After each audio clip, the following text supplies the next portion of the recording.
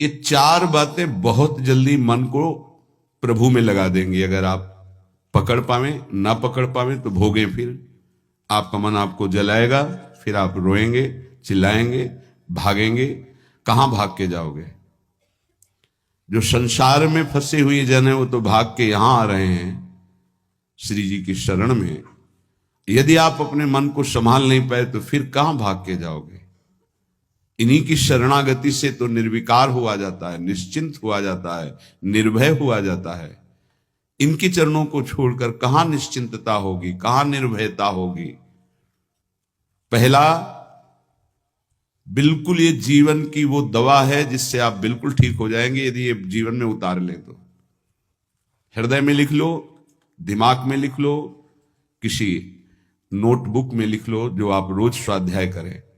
पहला, जहां जहां मन जाए, जिस वस्तु व्यक्ति स्थान में, तत्काल अपने प्रिया प्रीतम की भावना कीजिए। ये राधा वल्लभ लाल जी है। क्योंकि ये व्यक्ति पहले भी नहीं था, बाद में भी नहीं रहेगा। बीच में जो व्यक्ति दिखाई दे रहा है, ये व्यक्ति नहीं, मेरे प्रभु है। वस्तु नहीं, मेरे प्रभु है। ये स्त्री नहीं, ये प्रभु है। ये पुरुष नहीं, ये प्रभु है। ये पापी नहीं, ये प्रभु है। ये महात्मा नहीं, ये प्रभु है। मान लो, सवाल हल हो जाएगा। दूसरा, जहां जहां मन जाए वहां वहां मिथ्यात्व भाव करके ये सब माया का विलास। राधा वल्लभ, श्री हरिवंश, राधा वल्लभ। और मन का एक स्वभाव है, जहां हम परिचय उसका ये जान जाते हैं स्वभाव का, तो हम उससे शासन में ले लेते हैं। लोग परिचय नहीं जानते हैं। जो ही आप जानेंगे ये भागाते हुए आ जाएगा। इसको सेकंड में भी कम समय में अधीन किया जा सकता है और पूरा जन्म लग जाएगा, फिर भी अधीन नहीं कर पाओगे। बात को समझिए। ये एक सेकंड में विश्व ब्रह्मांड में कहीं भी यदि इसका परिचय है वो तत्काल पहुंच जाएगा। वायु भी इसके समान वेगवान नहीं है मन। अगर अमेरिका गए हैं, आपने वो दृश्य देखा है, कोई एरिया, महल, घर, जो भी, एक सेकंड के कम हिस्से में वो पहुंच जाएगा। ऐसे मन को प्रभु में लगाने के लिए जहां मन जाए, और जाना कि गया, इतना सावधान साधक होना। गया वो तत्काल आ जाएगा, उसको बुलाना नहीं पड़ेगा, वो तत्काल लग जाएगा। राधा वल्लभ श्री हरिवंश, राधा वल्लभ श्री हरिवंश, राधा वल्लभ। हो सकता है 5 बार न कह पाओ, फिर भाग जाए, फिर उसे लाना है। इसे कहते हैं अभ्यास योग। अभ्यास योग युक्तेन चेतसा नान्यगामिना।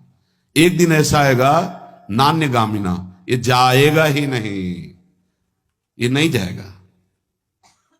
फिर दिव्य शाश्वत परम पुरुष की प्राप्ति इसी से हो जाएगी। तीसरा, हमारे मन में जो सही स्फुरणाएं हो रहे हैं उसका सपोर्ट जरूरी है।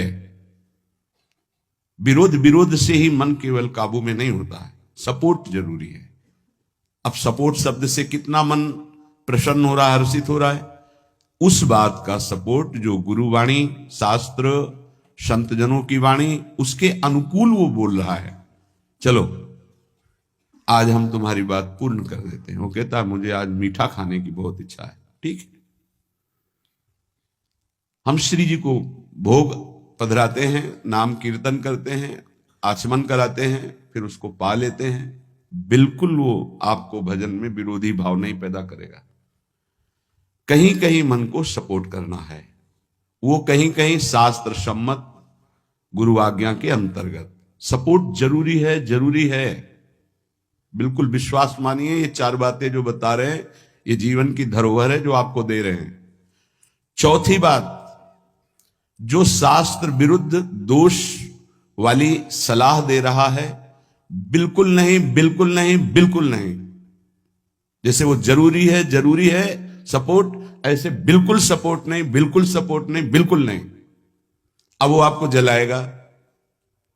जैसे सपोर्ट शब्द से हर्षित हो गया, ऐसे बिल्कुल नहीं शब्द से वो शोकित हो जाएगा। अब आपको उदास कर देगा। जब उदास वो होगा तो आप उदास हो जाएंगे, कहीं मन नहीं लगेगा। आपको लगता है अब तो जीवन बेकार हो गया। तो मन लगना ही जीवन है क्या? अरे अभी आप समझे नहीं। सोहम तवैव आश्रितः, मैं प्रियालाल के आश्रित हूं।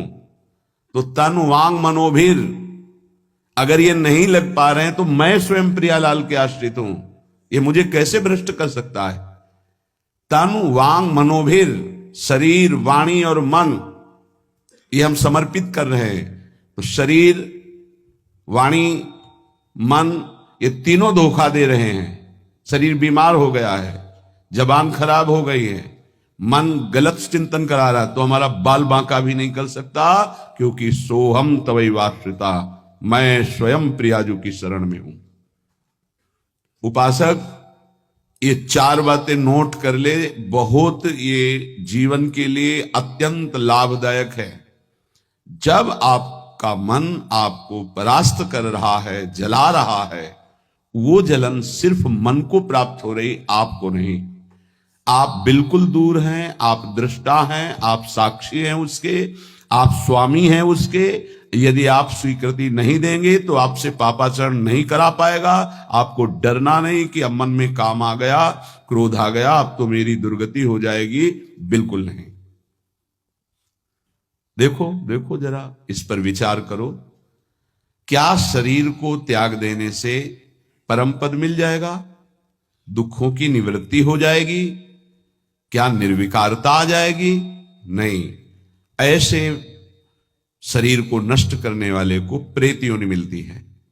प्रेत योनि महाभयानक कष्टदायी, जिसमें वो दरिया के समीप रहते हुए बूंद पानी नहीं पी सकता, केवल वायु भक्षण करके वो जलता रहता है। कितने समय तक, इसकी कोई सीमा नहीं है, युग युग बीत सकते हैं। ये मन जिसको तुमने अपना माना, कितनी दुर्गति का रास्ता चयन करा दिया। उपासक मस्ती सीखे। अरे चाहे गृहस्थ हो या विरक्त हो, भगवद आश्रित मस्त रहना सीखो। सदा रहो अलमस्त, नाम की धुन में हो जा मत वाला। निरंतर नाम, क्या फर्क पड़ता है मन सही है या गलत, क्या फर्क पड़ता है? क्यों? क्योंकि मैं स्वयं प्रभु के आश्रित हूं, मैं सच्चिदानंद का सच्चिदानंद अंश हूं। ना मैं कभी दूषित था, ना दूषित हूं, ना दूषित रहूंगा, और ना सृष्टि में किसी की सामर्थ्य है कि मुझे दूषित कर सके। इंद्रियां दूषित हो सकती हैं, मन दूषित हो सकता है, क्रिया दूषित हो सकती है। अब हम प्रभु के बल से इन इंद्रिय, मन और शरीर के दोषों का नाश करूंगा, ना कि इनके अनुसार चलूंगा। ये उपासक का स्वरूप है। व्यथा इंद्रिय प्रमथन स्वभाव वाली, मनुष्य प्रमथन स्वभाव वाला, इनके मथित होने पर, मनमथ नाम है काम का, वो इनमें बैठ करके ऐसा प्रमथन करता है, ऐसी व्यथा उत्पन्न करता है कि साधक का तदात्म भाव होने के कारण वो असहनीय हो जाता है और वो गलत संकल्प और चेष्टा में उतर जाता है। इसी को सह गया सो महापुरुष। यम ही न व्यथयन्ते ते पुरुषम पुरुषर्षभ। हे पुरुषों में श्रेष्ठ अर्जुन, अर्थात वो पुरुषों में श्रेष्ठ पुरुष है जो प्राप्त व्यथा को सह जाता है। इंद्रिय मन के द्वारा विकारात्मक पीड़ा को बिना किसी से राग द्वेष की चुपचाप सह गया।